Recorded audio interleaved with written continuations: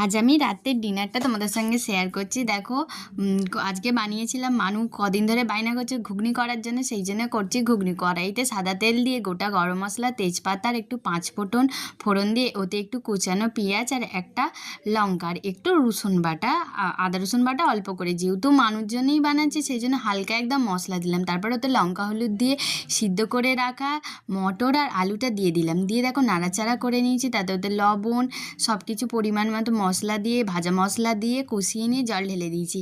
আর ও এদিকে বায়না করেছিল যে ঘুগনি আর লুচি খাবে, সেই জন্য দেখো ওর জন্য আমি আটা ময়দা একসঙ্গে মিক্সড করে একটা ডো বানিয়ে রেখেছিলাম, তার থেকে কিছুটা লেচি কেটে ওকে লুচি বানিয়ে দিচ্ছি ফুলকো ফুলকো। আর এদিকে দেখো আমার ঘুগনিটা কমপ্লিট আর লুচিটাও হয়ে গেছে।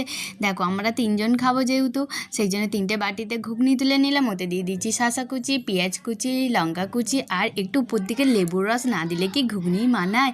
এই ঘুগনিটা খেতে কিন্তু খুবই ভালো ছিল আর মানুষ তো খুবই পছন্দ হয়েছিল। দেখো গরম গরম লুচি আর ঘুগনি নিয়ে চলে এসেছি। আজ আমরা রাতে এই ডিনারটাই করছি। তোমরা কে কী খেয়েছো কমেন্টে জানিও। ভিডিওটা ভালো লাগলে চ্যানেলটা সাবস্ক্রাইব করো, লাইক কমেন্ট শেয়ার করো। টাটা।